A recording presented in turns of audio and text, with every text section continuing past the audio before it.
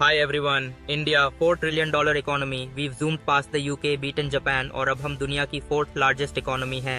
लगता है Indian economic miracle आ गया है, राइट? लेकिन एक minute, it's okay to be happy, but क्या हम रियलाइज कर रहे हैं कि $4 ट्रिलियन के पीछे एक साइलेंट डेंजर छुपा है? वर्ल्ड बैंक इसे मिडिल इनकम ट्रैप कहता है। जैसे मलेशिया, ब्राजील, साउथ अफ्रीका फंसे, वही ट्रैप इंडिया को भी ट्रैप कर सकता है। क्यों? क्योंकि India is not one economic story, it's 3 different countries.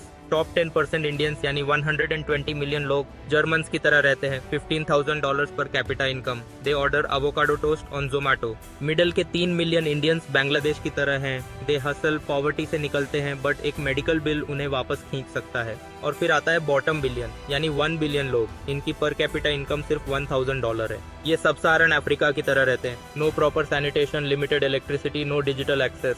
तो एक तरफ हम $4 ट्रिलियन सेलिब्रेट कर रहे हैं, दूसरी तरफ लोग 400 रुपये महीने तक स्ट्रेच कर रहे हैं। हम फोन असेंबल कर रहे हैं, लेकिन मलेशिया की तरह हम भी चीप लेबर पे ज्यादा डिपेंड कर रहे हैं। और हम एजुकेशन ट्रैप और इनोवेशन डेफिसिट ट्रैप में भी फंस रहे हैं। हम R&D पे सिर्फ 0.7% GDP खर्च करते हैं, जबकि साउथ कोरिया 5.21% करता है। साउथ कोरिया ने दिखाया कि पहले वर्कर्स, फिर इंजीनियर्स और फिर इनोवेटर्स कैसे एक देश को बदलते हैं। उनका पर कैपिटा GDP $150 से $33,000 हो गया।